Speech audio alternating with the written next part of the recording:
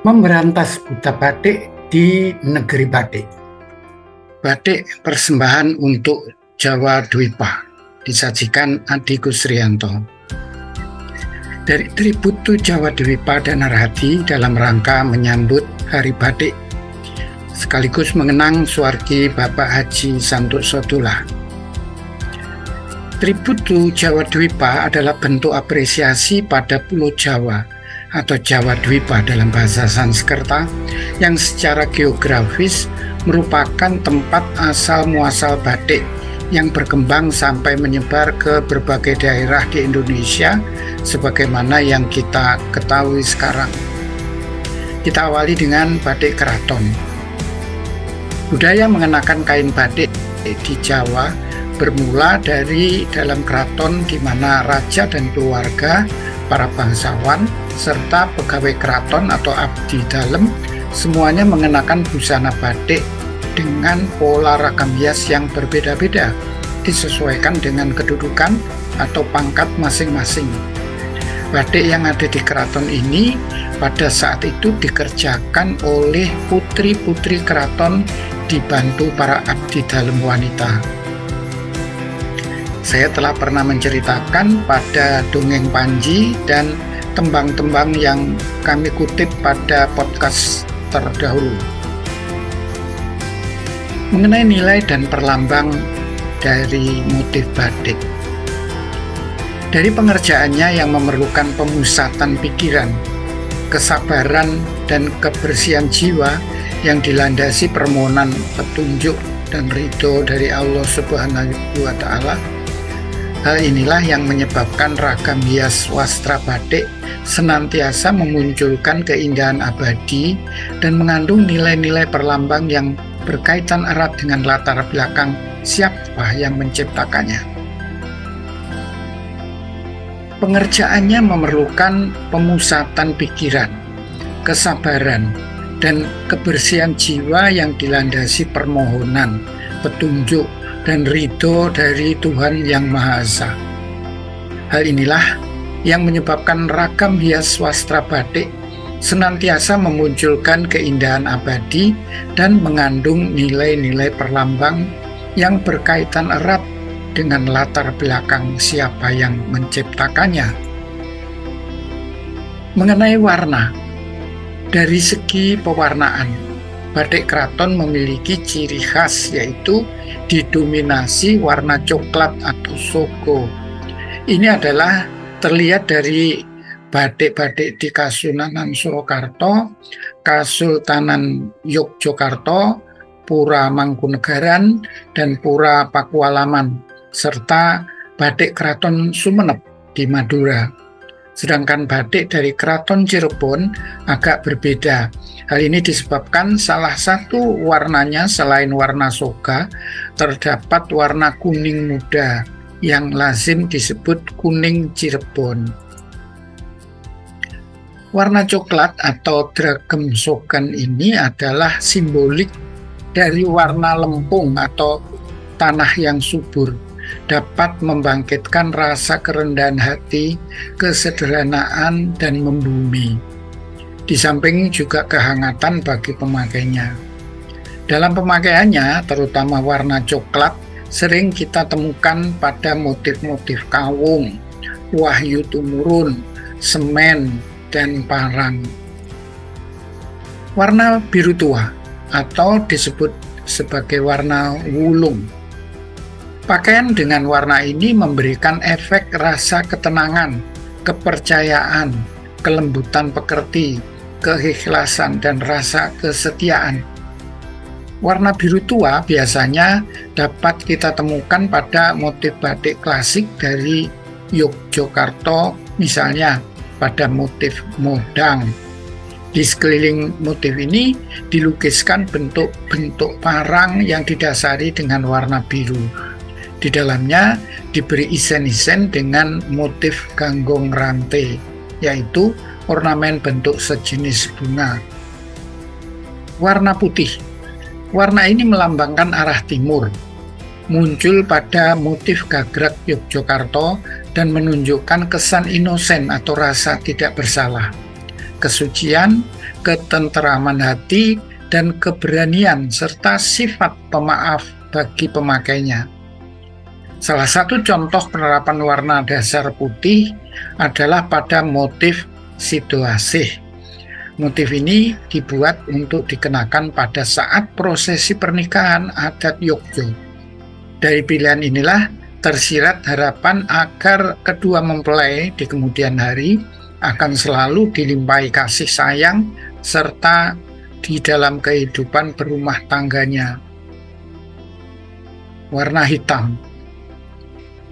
Dari warna-warna yang terdapat di dalam motif batik klasik juga terdapat warna yang kehitam-hitaman. Sesungguhnya warna hitam yang dimaksud ini adalah warna biru yang sangat tua sehingga nampak seperti hitam. Hitam gelap adalah warna yang seringkali dikonotasikan memberikan gambaran yang negatif seperti kematian, ketakutan, dan ketidakbahagiaan. Tetapi sebenarnya hitam juga melambangkan kekuatan, kemewahan, sensualitas, misteri, sekaligus keanggunan. Warna ini melambangkan arah utara. Penciptaan ragam hias. Penciptaan dan pembuatan ragam hias sampai pencelupan semua dikerjakan di dalam keraton dan dibuat khusus oleh keluarga raja. Pola-pola dan pembatikannya dibuat oleh para putri di istana, sementara pekerjaan lain dilakukan oleh para abdi dalem. Dengan pola pengerjaan seperti ini menyebabkan wastra yang dihasilkan menjadi amat terbatas. Jika pola-pola dan pembatikannya dibuat oleh para putri istana, sementara pekerjaan lainnya dilakukan oleh para abdi dalem, maka menyebabkan wastra yang dihasilkan hanya sedikit dan sangat terbatas.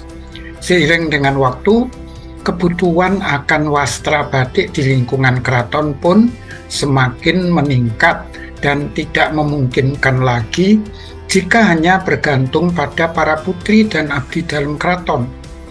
Keadaan ini mengakibatkan munculnya kegiatan pembatikan di luar tembok istana. Muncullah batik sudagaran. Kegiatan pembatikan di luar istana semula hanya dalam bentuk kegiatan rumah tangga yang pengelolaannya dilakukan oleh para kerabat dan abdi dalem yang tinggal di luar keraton. Ketika kebutuhan batik meningkat pesat, maka usaha rumah tangga tersebut berkembang menjadi industri yang dikelola para saudagar. Mereka mempekerjakan para pembatik yang terampil dan mengawasi seluruh proses pembatikan. Ternyata sistem kerja baru ini hasilnya amat baik. Kain batik yang dihasilkan lebih halus dan lebih indah dibandingkan wastra batik yang dibuat pada masa sebelumnya. Kehadiran para saudagar batik di luar tembok keraton yang pada awalnya hanya untuk memenuhi kebutuhan istana, ternyata mendorong masyarakat di luar tembok keraton yang semula memakai kain tenun menjadi tertarik untuk mengenakan batik. Perluasan pemakaian batik di kalangan masyarakat luas menyebabkan pihak keraton di Surakarta dan Ngayogyakarta membuat ketentuan mengenai pemakaian pola ragam hias batik, sehingga muncul yang disebut pola larangan, yaitu pola ragam hias yang hanya boleh dikenakan oleh keluarga istana. Misalnya, semua motif parang, udan liris, cemukiran, sawat ageng, dan sawat gurdo. Adanya pola larangan tersebut tidak menjadi kendala bagi para saudagar batik. Dengan kreatif, pola larangan tersebut dikembangkan, diubah, dan ditambah dengan ragam hias lainnya sehingga sesuai dengan selera kaum saudagar. Batik saudagaran ini banyak terdapat di Surakarta dan Ngayogyakarta. Muncul kemudian batik petani. Batik petani berkembang hampir bersamaan dengan batik sudagaran, yaitu saat batik mulai diminati masyarakat di luar tembok keraton. Para perajin yang bekerja pada saudagar kebanyakan adalah petani yang sedang tidak mengerjakan sawahnya. Selain bekerja untuk para saudagar, mereka juga membuat batik untuk memenuhi permintaan para petani yang secara demografi merupakan kebanyakan mata pencarian masyarakat di Pulau Jawa waktu itu. Dan batik pun semakin meluas. Batik petani memiliki kekhasan berupa pola-pola batik keraton yang sederhana dipadukan dengan ragam hias yang diambil dari unsur-unsur pedesaan. Batik petani menyebar ke berbagai pelosok Pulau Jawa, masing-masing menampilkan pengaruh lingkungan alam sekitarnya. Batik petani yang berkembang di Surakarta dan Ngayogyakarta menampilkan pengaruh pola batik keraton, selain juga mencerminkan nuansa pedesaan di pedalaman. Daerah Bayat, Klaten, Pilang di Seragen, Matesih, Karanganyar, dan Bekonang di Sukoharjo merupakan tempat pembuatan batik petani di daerah Surakarta. Sedangkan batik petani di Ngayogyakarta terdapat di Desa Sanden dan Wijirejo di Kabupaten Bantul. Batik petani di daerah ini terkenal dengan nama batik Rinen, berasal dari kata rini, yaitu nama pembatik daerah ini yang sangat dominan. Batik dari Kabupaten Bantul disebut juga batik Kidulan karena letak geografis Kabupaten Bantul yang berada di sebelah selatan atau kidul Keraton Ngayogyakarta. Selain di kedua desa tersebut, dahulu di sekitar pemakaman Raja-Raja Mataram di Imogiri, yaitu di Desa Wukirsari dan Girirejo, juga terdapat batik petani yang juga mengerjakan batik keraton untuk Kesultanan Ngayogyakarta. Di Banyumas pun batik petani juga muncul, tetapi dengan pola-pola yang terbatas, antara lain lumbon dan jahe serimpang yang dibuat tanpa ragam hias hawat. Batik petani yang terdapat di daerah pesisir merupakan ragam hias yang bersumber pada kehidupan laut. Di dalam tata susun polanya selain juga memiliki ciri khas mengenai warna. Ini adalah motif-motif petani dari daerah-daerah pesisiran. Batik petani Jawa Timuran.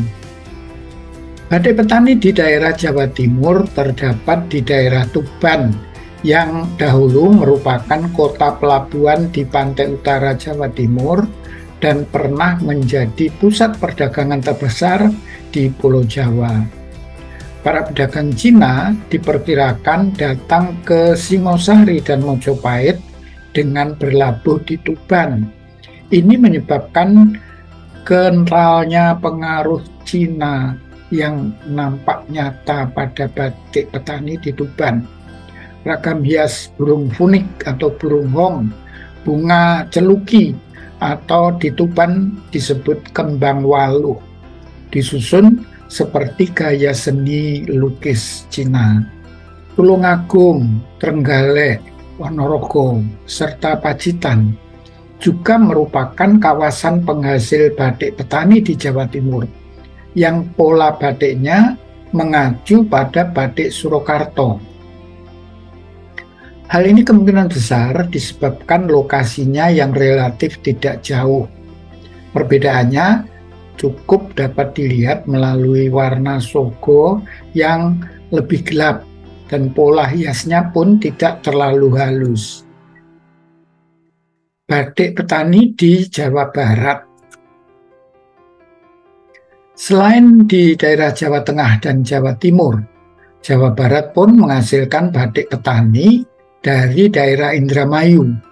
Batik Indramayu sering disebut juga dengan batik Dermayon, dibuat oleh para istri saat para suami mereka melaut dalam waktu yang lama.